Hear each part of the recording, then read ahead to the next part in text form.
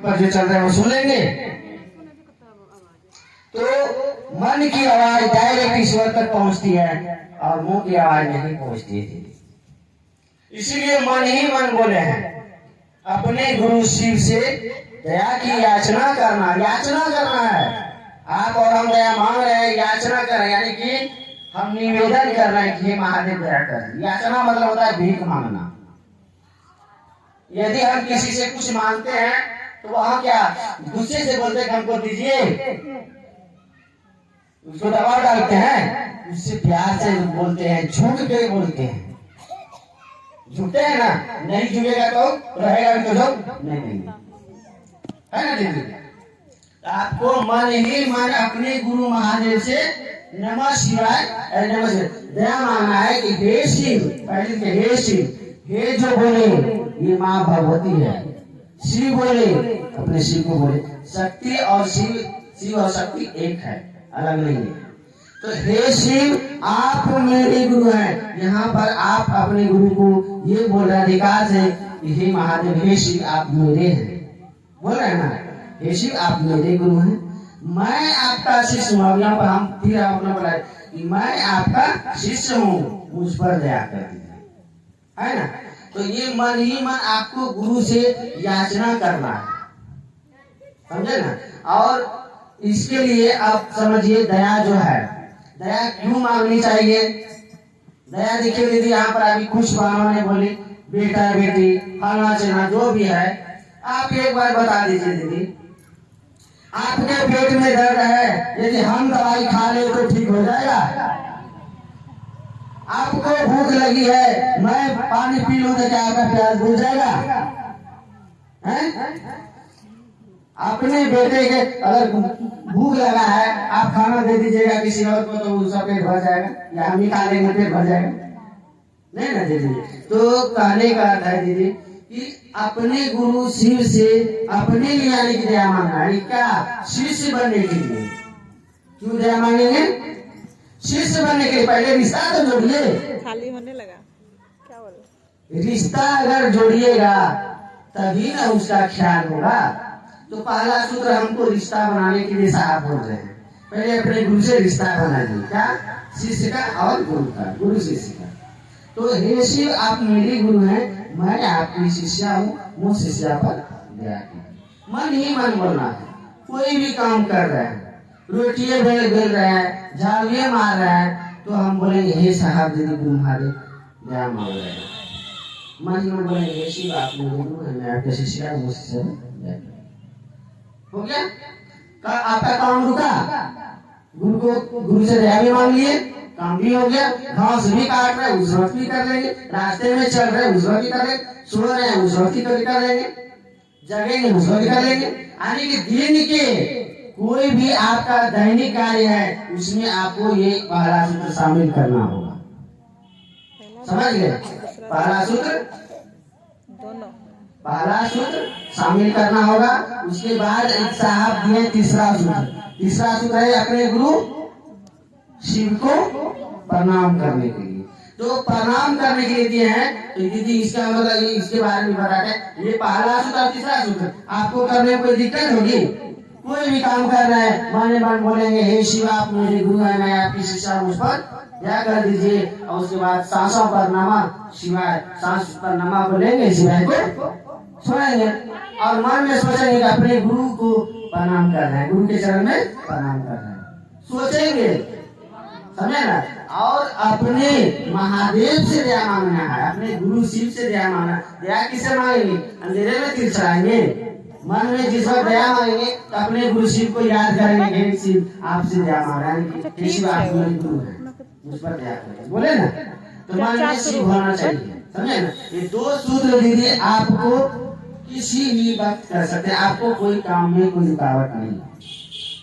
अब आई चर्चा, दूसरा सूत्र चर्चा, शिव गुरु की चर्चा। तो इसमें देखिए लिखा हुआ है, सबको सुनाना और समझाना है कि शिव गुरु है ताकि दूसरे लोग भी शिव को अपना गुरु बनाए। वहां लिखा हुआ है दूसरा सूत्र में, ये बुक में भी लिखा हुआ है, समझे ना जी। तो पहला दूसरा सूत्र में समझ लीजिए, गुरु आदेशित कर्म है ये। आपको पहला सूत्र सूत्र जब 11 से 21 दिन कीजिएगा दीदी रेगुलर, नहीं हो रहा है जांच के देखिए। पहले परंपरा थी कि गुरु शिष्य को जांचते थे, अब परंपरा इसमें बदल गई है, शिष्य गुरु को जांचते हैं। आप 11 से 21 दिन रेगुलर करके देखिए, पहला और तीसरा सूत्र, आपके जीवन में दया उतरेगी। जैसे ही दया उतरेगी उन लोगों को जैसे बताइएगा, आपका दूसरा सूत्र हुआ नहीं, तीनों सूत्र पूरा हो गया। सुनने दीजिए, यदि आप एक तो बात आप समझ लीजिए, पहला सूत्र और तीसरा सूत्र जैसे करते हैं, आपके जीवन में दया उतरी। आप पहले किसको बताइएगा? अपने घर परिवार में ना, तो घर परिवार में अपने बाल बच्चे या अपने पति बहन कोई भी है उसको बताए, आपका तीसरा सूत्र हो गया, यानी तीनों सूत्र हो गया। आप देखिए दीदी सुनिए, आप नहीं मानता इसकी भी है, कारण है आप में कारण है, आप समझिए इसको कैसे कारण। हम और आप करते क्या है कि अपना बुद्धि लगाते हैं कि कैसे, यानी कि काहे न मानेगा। अरे भाई आपसे नहीं मान रहा है, अपने साहब दीदी को बोलिए, हे साहब दीदी दया कर दीजिए कि मेरे घर में बाल बच्चे पति सब शिव को अपना गुरु माने, आपकी बात को माने। आपका बात नहीं मान रहा है, शिव का बात माने, साहब दीदी की बात मानेंगे, आपका बात क्यों माने? आप तो मेरा बात नहीं मानता है, यही बोले आपका बात है, ये तो साहब का बात है जी। अरे साहबे के बात है तो आप साहब को बोलिए ना, वो मनवा देंगे ना। आपको बताते हैं दीदी, आपको बताते हैं जो किस्सा है कहानी, यानी साहब ही बताए, यानी कि कोई जज के यहाँ काम करते थे, कोई लेडीज जज के यहाँ काम करती थी, ठीक।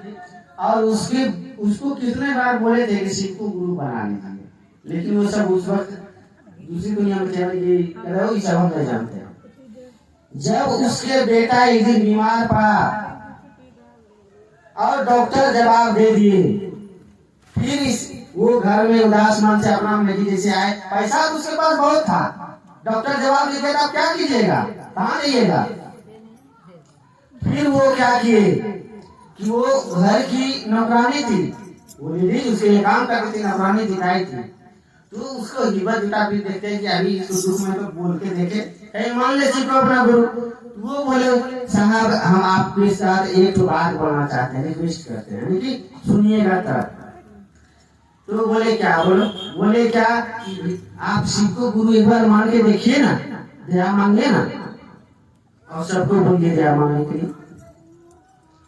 तो वो उस वक्त दुख में थे, मान लिए, सब परिवार मान लिए, जो बीमार थे उसको भी बोले। और वो देखिए कि शिव को गुरु मान करके जैसे वो अपना दया मांगना शुरू किए, जो आदमी को जवाब दे दिया था डॉक्टर, वो फिर बिना दवाई का ठीक हो गया। तब देखिए वो इंसान जो कि पैसा, जज को पैसा होता है ना, वो सब पैसे वाला होता है, उस वक्त नहीं माना, जिस वक्त उसके पास पैसा था, उस वक्त दुख नहीं था, समझ गए, नहीं समझा भगवान क्या है, महादेव क्या है। जब दुख पड़ा तो उसका सब जजगिरी और वो सब निकाल गया, तब तो महादेव के शरण में गए ना। तो दीदी ऐसे नहीं समझे, आपका बोली नहीं समझेगा, आप अपने गुरु के पास ये बात बोलिए, हे गुरु महादेव, ये मेरे साहब दीदी दया कर दीजिए कि आप मेरे घर में भी सब शिव को गुरु मान लें, सबके मन में आप गुरु रूप में बस जाए, समझ गए। तो आप देखिए दीदी दूसरा सूत्र का रहा है चर्चा करने के लिए, क्या बोल रहे हैं चर्चा करने। अगर मेरे जीवन में हम 11 से 21 दिन श्री गुरु की यानी कि पहला सूत्र और तीसरा सूत्र किए, फिर उसका रिजल्ट उतरा तो क्या हम पहले भाई को, बंधु को या पिता को किसी को बताएंगे तो क्या, जब देखेगा सचमुच में ये काम नहीं होने वाला था, हो गया, तो क्या उसका मन नहीं समझेगा? आप बताइए, नहीं समझेंगे वो? यदि समझ लिए तो बहुत अच्छी बात है, नहीं समझे तो माने मन अपने साहब जी से बोलेंगे, महादेव से बोलेंगे, दया मांगेंगे, दया की याचना कीजिए। देखिए दीदी कर्म फल होता है, कर्म फल होता है, आपका और अपना मेरा सबका अलग अलग कर्म फल है, और कर्म फल ही रोकता है। शिव इतना आसान नहीं है किसी को तुरंत दिल में उतर जाए, मन में उतर जाए। हम सबकी बड़ी सौभाग्य की है बात कि आपके मन में शिव को अपना गुरु बनाने की इच्छा जागृत हुई, समझ गए, ये बड़ी सौभाग्य की बात है। तो दीदी जैसे ही हमको गुरु की दया उतरी, हम लोगों को बताए, हम अपने घर परिवार में बताए, आस पड़ोस में बताए, जितने हम बताएंगे यानी कि गुरु की चर्चा होगी, गुरु की चर्चा होगी, मेरा कर्मफल और कम होगा धीरे धीरे। और एक बात जान लीजिए दीदी कि शिष्य वही जो गुरु के आदेश का पालन करे, गुरु की आदेश का जो पालन करेगा वही शिष्य कहलाएगा, नहीं तो वो शिष्य नहीं कहला सकेगा। शिष्य जो है अपने गुरु के आदेश का पालन करता है। यदि गुरु बोल दिए अभी दिन को रात को आपको रात मानना पड़ेगा, उसको दिन नहीं बोल सकते क्योंकि गुरु की आदेश है। तो आपको गुरु आदेश क्या किए हैं? शिव शिष्य बनने में सहायक 3 सूत्र दिए हैं, तो 3 सूत्र खाली बोले, वहां पे चौथा कुछ लिखा है क्या? भजन कीजिए, कीर्तन कीजिए, सिंदूर लगाइए, नाटक, ऐसा कुछ लिखा है? नहीं, प्रसादी चढ़ाने के बारे में कुछ लिखा है क्या? यहाँ पर आप और हम महादेव को क्या दे सकते हैं, आप ही बात बताइए। जो कि इस संसार को देने वाला है, आपके पास क्या है उसको दे दीजिएगा, उसका पूरा हो जाएगा। हम सब तो खुद उससे लेते हैं, हम उसको दे क्या सकते हैं? उसी का दिया हुआ चीज जाके उसके आगे में धर लीजिए। वो क्या नहीं समझता कि मेरा ही चीज दे रहे हैं आपको, हमको सब चीज तो उसका ही दिया हुआ है, आप उन्हीं को दे रहे हैं। लेकिन आपके पास एक चीज है जो आप उस चीज को दे सकते हैं, अपने गुरु को दे सकते हैं, वो चीज है, लेकिन आपको पता नहीं है क्या दें। वो है आपके पास भाव, सिर्फ भाव दीजिए अपनापन का कि आप मेरे हैं। भगवान भाव लेते हैं और आप बाकी बार आपको कुछ नहीं देते, यानी कुछ नहीं उससे लेते, क्योंकि उसी का सब कुछ है, तो लेगा क्या? कहता है भावेन लभते देवता भावेन देव दर्शनम, यानी कि भाव से ही देवता मिलता है, भाव से ही देवता की दर्शन होती है। और एक बात जानिए, मेरे महादेव तो उससे भी ऊपर की चीज है, उससे भी ज्यादा भाव चाहिए उस तक पहुंचने के लिए। तो दीदी भाव जरूरी है। ये 3 सूत्र में जो है ना, आपके मन में जो शिव के प्रति अपनापन नहीं है ना, वही 3 सूत्र काम करते हैं। आपके मन में वो 3 सूत्र जगा देते हैं प्रेम को कि मेरे गुरु शिव हैं। ये 3 सूत्र का काम है दीदी। 3 सूत्र करते हैं, पहला सूत्र करते हैं तो दया आपको मिलती है कि मैं आपका शिष्य बन जाऊं। दूसरा सूत्र करते हैं, साहब बोलेंगे, इस बात को समझिए, साहब बोले हैं कि शिव शिष्य बनाते बनाते एक दिन आप शिव शिष्य बन जाइएगा। लोगों को शिव से जोड़ते जोड़ते खुद एक दिन आप शिव से जुड़ जाइएगा। आप शिव से जोड़ने का प्रयास करते हैं क्या? किसी को किसी का भला चाहते हैं कि हे महादेव, ये महादेव का चेला हो जाए और इसका भला हो जाए, कभी सोचते हैं? लेकिन कहते हैं कि कर भला तो हो भला। सोचते हैं कि अरे ऊपर उछालिएगा 1 रुपया, सोचिएगा 20 रुपया गिर जाए, भगवान गिरेगा कि 20 रुपया? आप जो चीज ऊपर उछलेंगे वही ना आपके पास आएगा। कहने का है दीदी, आप जिस लोगों का भला सोचेगा तभी आपका भला होगा। आप सोचेगा वो शिव शिष्य बन जाए तब आप बनिएगा, आप सोचेगा वो शिव से जुड़ जाए तभी आप भी जुड़ पड़िएगा। जैसे मान लिया जाए यहाँ से अभी हम स्टेशन जाएंगे तो हम टोटो वाले को रोकेंगे या बोलेंगे भैया से हमको पहुंचा दीजिए, क्या वो टोटो वाले को स्टेशन जाने की आवश्यकता है? नहीं ना, क्या वो करेगा स्टेशन जाकर? उसको गाड़ी अपने यहीं रहेगा, इधर कहीं जाना होगा जाएगा, हम कहेंगे चलिए स्टेशन, उसका जाने का मन रहेगा इधर। लेकिन उसको स्टेशन पहुंचाने के लिए हमको स्टेशन पहुंचाएगा, कोई भी स्टेशन जाएगा ना कि नहीं जाएगा? समझ में नहीं आई दीदी? यदि आप और आपको अगर जरूरी पड़ जाए स्टेशन जाने के लिए, आप स्टेशन जाने के लिए कोई टोटो वाला को बोलिएगा, वो कहेगा कि हमको दीदी घर जाना या नहीं जाना, तो वो कहिएगा भैया जो पैसा दीजिएगा हमको चलिए जल्दी से पहुंचा दीजिए।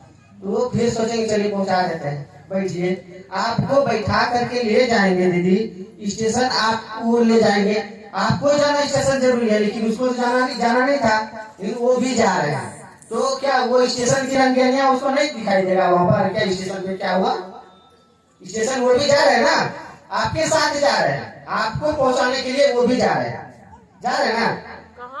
तो दीदी जैसे आप लोगों को शिव शिष्या बनाने की प्रयास करते हैं तो आप भी शिव शिष्या बन गए हैं।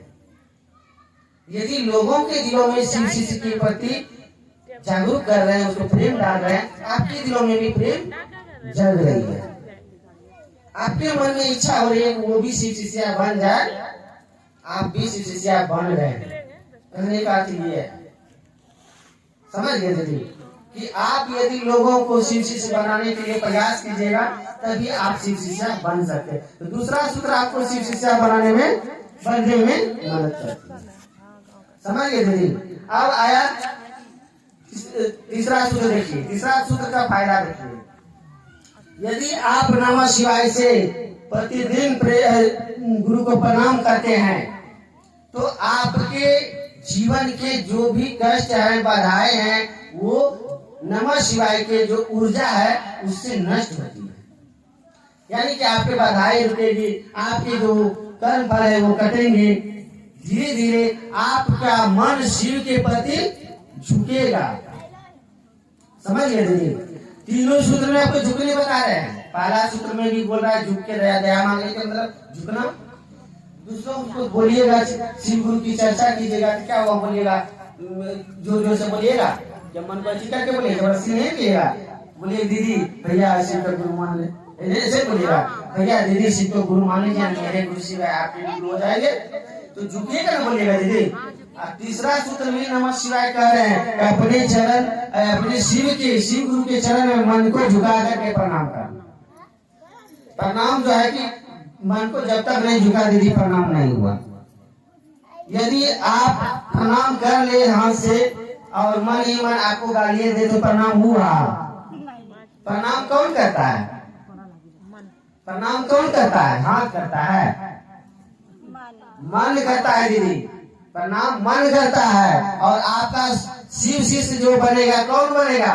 शरीर बनेगा, मन बनेगा। यही मन इंसान भी है, यही मन शैतान भी है।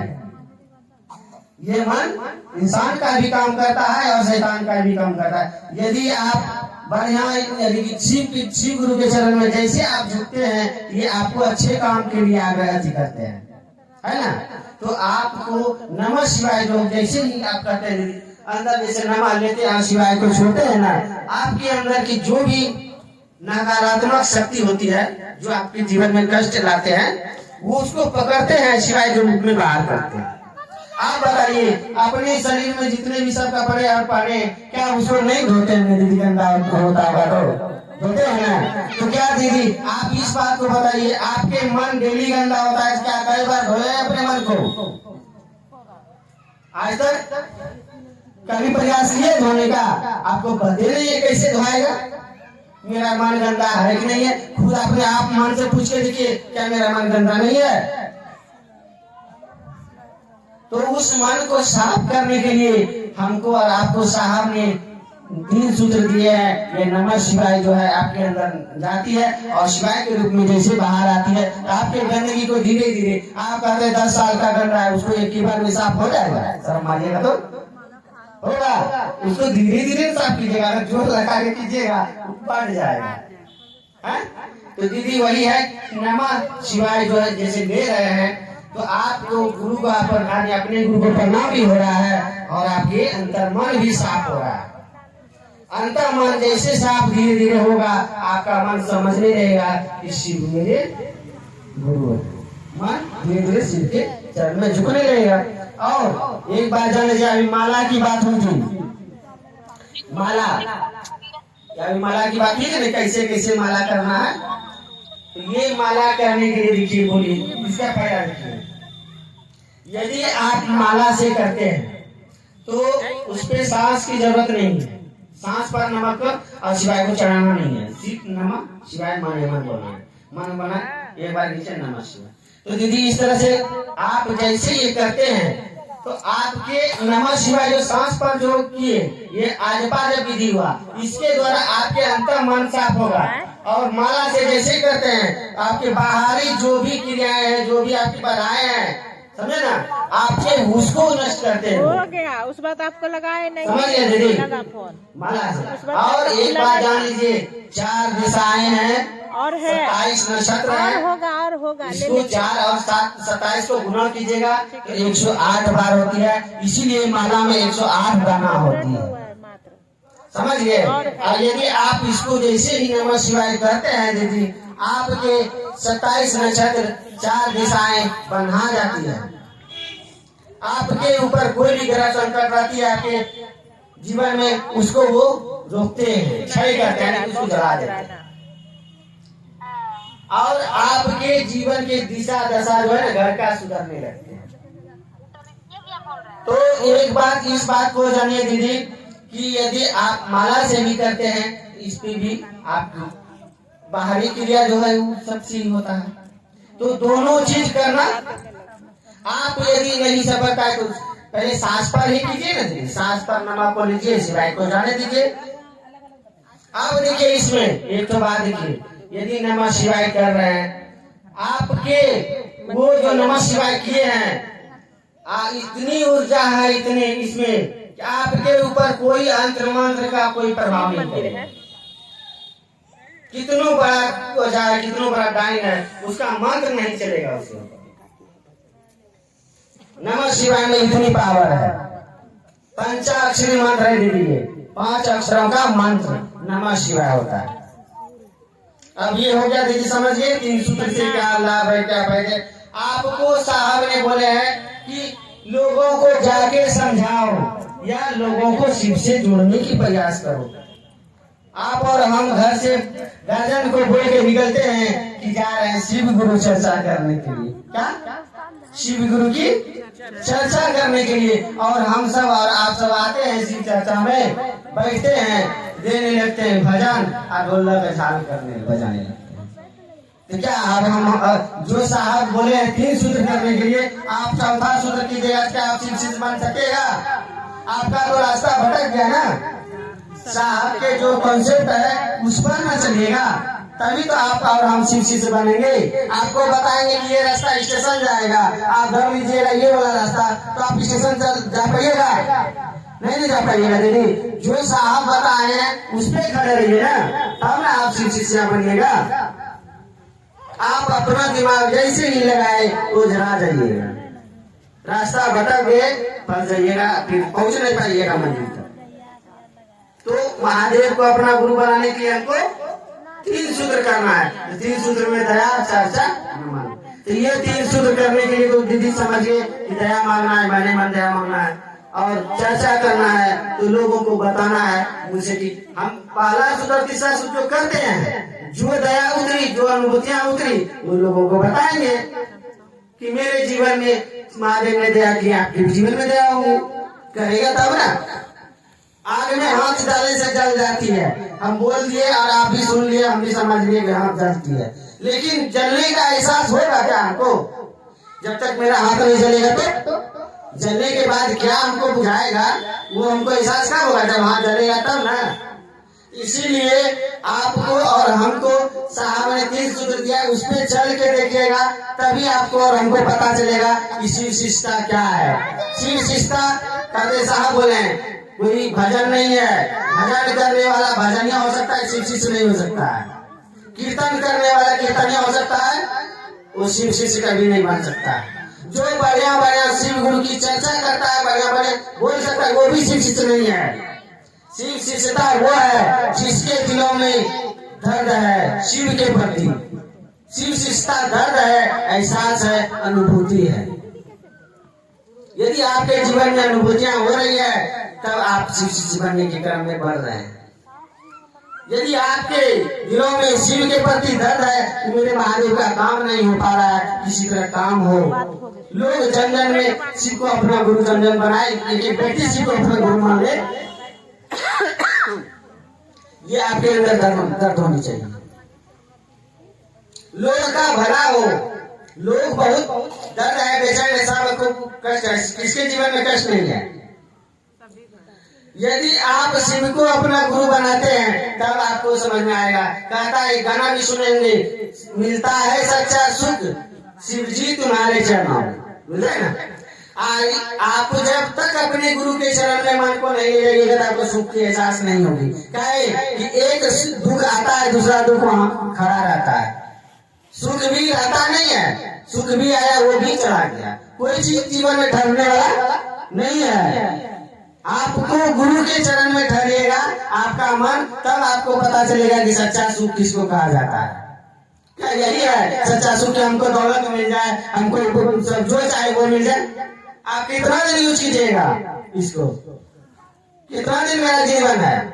हम सबों का जीवन कितना दिन है? 1000, 2000, 5000, बस 60, 70 बहुत हो गया दीदी। इतना दिन तो बहुत हो गया अभी के समय।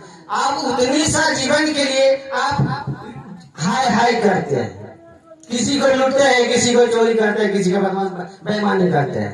कितना दिन यूज कीजिएगा उसको? इसलिए दीदी जो है ना कि शिव शिष्यता, इसको ये दर्द है, एक एहसास है, अनुभूति है। जब आपके मन में शिव के प्रति जब दर्द जगेगा और शिव गुरु के प्रति जब प्रेम जगेगा, ये धरती का कोई भी चीज समझ में आएगा कि हमको काम देने वाला नहीं है। अभी सांसें चल रही है तो बेटा भी मेरा है, मेरा पुत्र भी मेरा है, मेरा सब कोई मेरा है। जैसे सांस छूटेगी सब कहेगा हटा, थोड़ी देर रो लेगा, सब हो जाए। आपके साथ कहा कोई जाता है? अगर अपना है तो अपना है तो जाता क्यों नहीं? प्रमाण दे। अरे अपना जो है शिव, उसको तो जानते ही नहीं है। जो आपके अंदर बैठा हुआ है उसको समझिए नहीं रही है। शिव इधर उधर ढूंढ रहे, शिव आपके अंदर है। शिव चर्चा में आप सब जागरण करते हैं ना कि नहीं करते हैं दीदी? उसमें कहते हैं ना, जागा जागा महादेव, वो जगागा महादेव। आप जगह है महादेव, हमको भी जगा दीजिए। इस जो आपके जो अंश मेरे अंदर जो है ना, उसको जगा दीजिए। गलती करबो नहीं कीजिएगा, समझिए। आपके अंदर जो महादेव बैठे हैं, मेरे अंदर जो बैठे हैं, उसको जगा दीजिए महादेव, ये कहते हैं आप। और एक बात जान लीजिए, मेरे अंदर जो शिव है वो अगर एक हो जाए, एक बात दिखे दीजिए, आप सबों को कुछ मन में प्रश्न है तो बोलिए।